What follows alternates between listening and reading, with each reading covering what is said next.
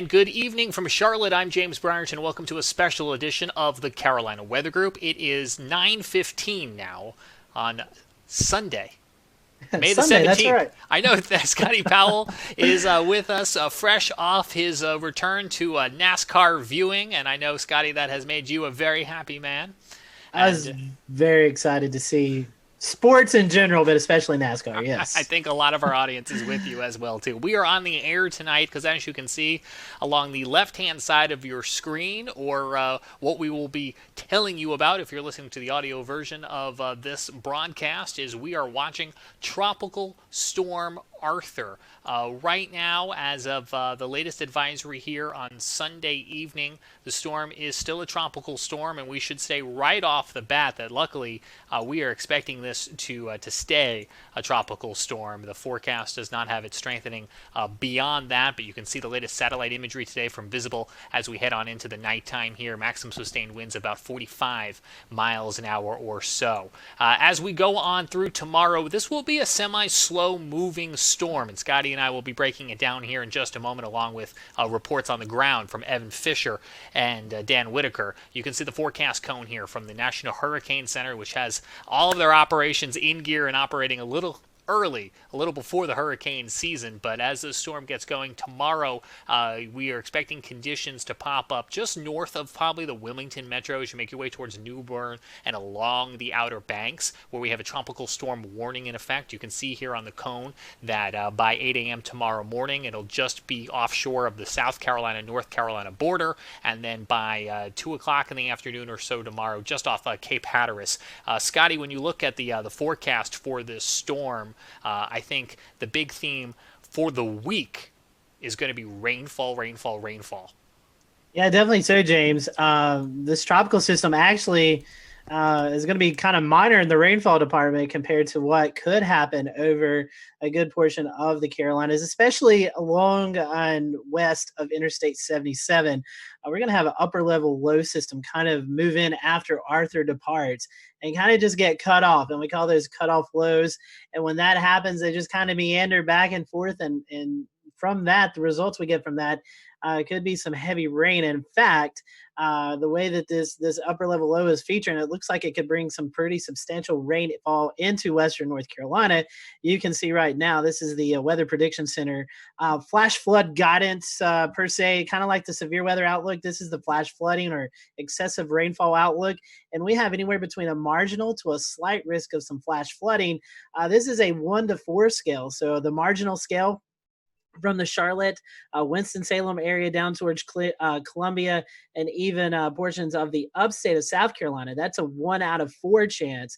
And then the slight risk is for the foothills and the mountains, even into the upper upstate of South Carolina. That's a slight, which is a 2 of 4 risk for some flash flooding. So as Arthur departs off the coast, all attention will turn to the Western Carolinas, where flash flooding anywhere between 4 to maybe even 6 inches of rain could fall in the area and from now until Friday. And James. what's so interesting about this setup is that if you look at the Storm Prediction Center outlook, not just for rain, but for severe weather in general, we have that marginal risk you discussed across the mountains into the upstate and even to parts of like Charlotte and the Sandhills. But notice it's actually not along the Outer Banks, which is what I think the point we're trying to drive home is we need to watch these tropical storm conditions that are going to be possibly occurring along the Outer Banks and is going to cause a situation there where, we are constantly seeing overwash along the banks when a storm comes rolling on through. And so if you're watching tonight from the Outer Banks where Dan Whitaker is, this is going to be a tropical storm for you on Monday. But if you're watching from western North Carolina, upstate South Carolina, it's the flash flooding that's actually coming from rain not associated with Arthur that is kind of causing a double play setup for Monday. And the big headline again for the week is going to be rain. Rain, rain. Even after Arthur is gone, that same setup is going to continue to cause an issue for potential flash flooding. And I think, Scotty, right before the show, you were actually looking at some of the forecasted rainfall accumulations. And I'm going to have you read this off in just a second, but I'm sure we got people sitting at home right now listening to us going, wait a second, your show says we are tracking Tropical Storm Arthur, which we certainly are, but it's a double whammy in terms of we've got a simultaneous threat across the western half of the region. So tell us a little bit, I guess, Scotty, if you would, about what you're worried about there in terms of rainfall accumulations in the western half of the Carolinas. Yeah, definitely. So let me see if we can get this screen share up, and I will show you what we are looking at. See if you can see it. Okay, I think you can see it now. So let's look at the Outer Banks first. If you can see where the cursor is at, you can see 3-4 inches of rain possible. That's really not a lot with tropical systems, but we are going to watch for maybe some isolated flooding out on the Outer Banks. But as you look back here towards the mountains and the foothills, right up along the escarpment, we're seeing anywhere between 4 inches in the Charlotte, Gastonia area, 5 to 6 inches from Hickory up to North Wilkesboro, 7 to 8 inches up in the mountains. So this area right here, if you can kind of draw from the upstate all the way back towards Statesville and Charlotte, that's the area of concern for rainfall. And this specific outlook is through Saturday at 8 a.m., but the primary focus will start tomorrow through the day Thursday with the heaviest rainfall. So definitely would not be surprised. I was reading earlier from the Weather Service. They were talking about the next forecast shift actually may start to issue some flash flood watches. So don't be totally shocked if you live in the western part of the state, even into the upstate, central North Carolina, to start seeing some flash flood watches issued as we continue to watch this threat for heavy rain, as well as the tropical storm threat on the eastern part of North Carolina. So a very busy week coming up weather-wise for the Carolinas with 2 systems, Tropical Storm Arthur, and then this upper-level low that's just going to kind of set over the area and produce a lot of heavy rain. What a complete opposite turn it has been since last week when we had that beautiful high-pressure, sunny, cool, relatively cool, not too humid conditions. So hopefully we've done a decent job here of setting up for you the 2 simultaneous threats that we're going to be watching at the start of the new work week tomorrow. But we don't want to completely underplay the fact that we do have an early season tropical storm out there right now off the coast. Is going to be impacting the Outer Banks. That's where Carolina Weather Group's Dan Whitaker filed this report shortly before sunset. I just want to show you around at the current conditions here. We have some pretty rocky waves out there, and some big peaks to some of these waves as well. Let's see if we can kind of get in and let you see what I'm seeing. Also behind me here, the clouds that you see are actually from, they came in from where Tropical Storm Arthur was originating and coming up the coastline. So they've been coming from the south. And it was clearer earlier today. As you can see, as I pan around, you still have a moment of blue sky left to the north of us where the storm and outer clouds have not reached. So if we look back towards where Tropical Storm Arthur is coming from, you can see definitely a lot of clouds, no precipitation yet, but the wind speeds are getting pretty good. I would say what I've recorded on my anemometer is in an excess of about 17 miles an hour, just slightly kind of starting to pick up. So we have some people on the beach here, you can see them down the way behind me. A couple of beach umbrellas set up, blowing in the wind, some people enjoying their last day at the beach before it gets rainy here, probably starting sometime relatively soon and into tomorrow and the next day. Predicted to have really high rip tides right now, so hopefully everyone stays safe. But otherwise, here is the beginning of the storm.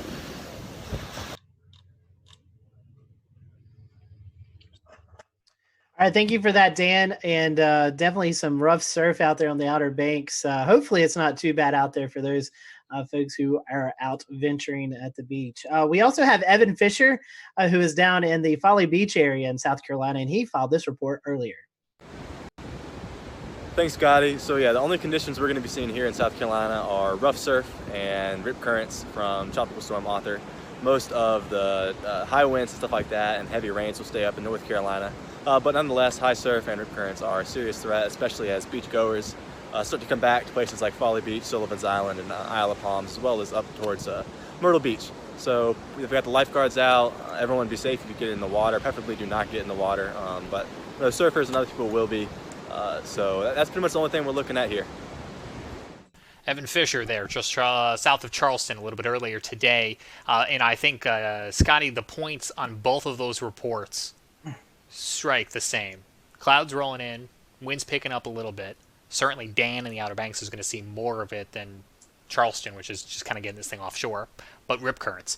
If for some reason, and it's a whole nother conversation as to why people are choosing to congregate on the beach in these times. But if you are out, rip currents is going to be a threat, Scotty. Definitely, yeah. That I think, besides maybe the gusty winds, that's the most noticeable thing with this is going to be the rip currents. I was looking at the National Weather Service in Morehead City right now. They do have some beach hazard statements out about rip currents. So basically, if you are out there, if you do find yourself out the beach and you want to test the waters, make sure you look at the lifeguard stand. They'll have what the rip currents are, and in some cases, if they're bad enough, they're going to close the area for going out into the surf. So be sure to be mindful of that. Also, some coastal flight advisories, as James mentioned earlier, we always seem to see some washout in the Outer Banks. So definitely, worse storms have come through the Outer Banks. This is going to be a breeze, no pun intended. But again, it does remind us, James, that come June 1st, hurricane season will be here. And it seems like over the last 4 or 5 years, we've had these early systems develop before the official start of the hurricane season. It looks like 2020 is going to join in on that party as well.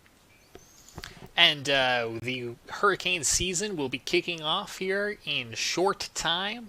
And we certainly already have our A name in play. Other names of the season include Josephine for J, Nana for N, which my son is really looking forward to because he calls my mother his grandmother Nana. Although we don't call him this, I believe, is T Teddy? I believe so. I believe. Yeah. And if you want to check out a really good video, Tim Buckley is Tim Buckley. Great. Yes. Yeah.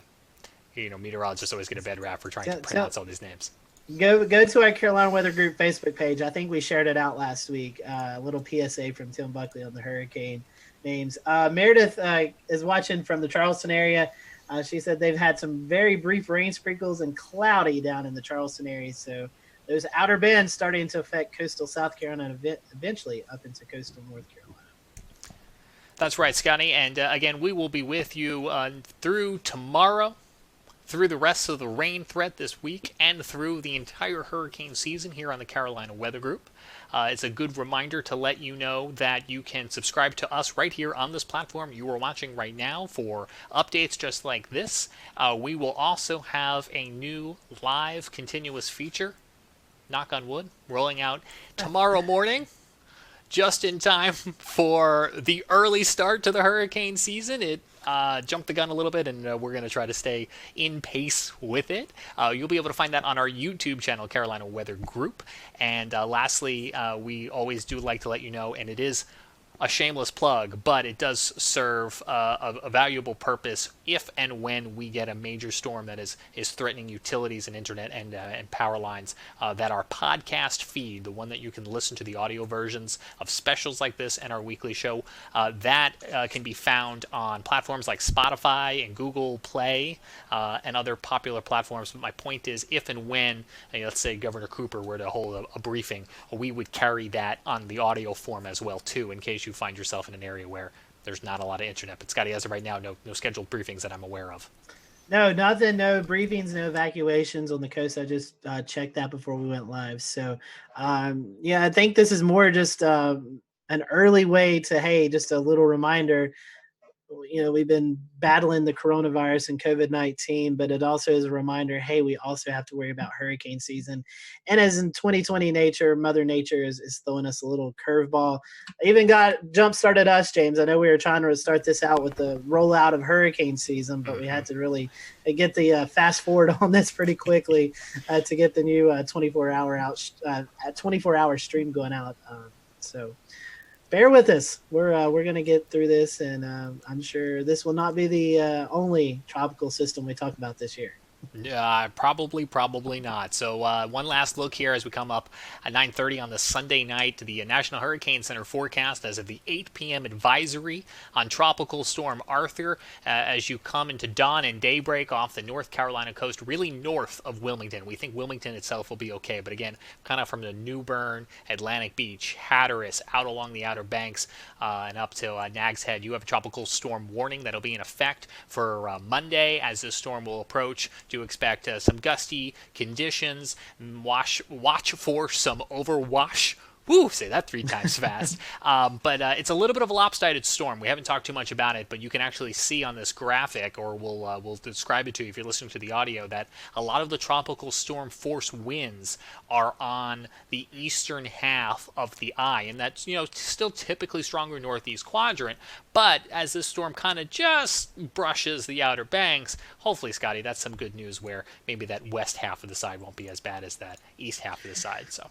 Yeah, you're right about that. And another thing, give our friends, if you are out at the coast, National Weather Service Wilmington, National Weather Service Morehead City, National Weather Service Charleston, go find their Twitter platforms. They're pushing out a lot of great information. We have an internal chat, and it's been lighting up with information they've been putting out. So if you find yourself on the coast, go follow those folks on Twitter. They'll give you the information as well. So here we go. 2020 hurricane season off to an early start, James. Thank you, Scotty. And on behalf of Scotty Powell up there in the foothills of western North Carolina, Dan Whitaker reporting from the Outer Banks, and Evan Fisher there in the Charleston area. I'm James Brierton in Charlotte. We'll be back with updates as news warrants on this and everything throughout the hurricane season. But for now, enjoy the rest of your Sunday evening, and we'll see you tomorrow for more from the Carolina Weather Group.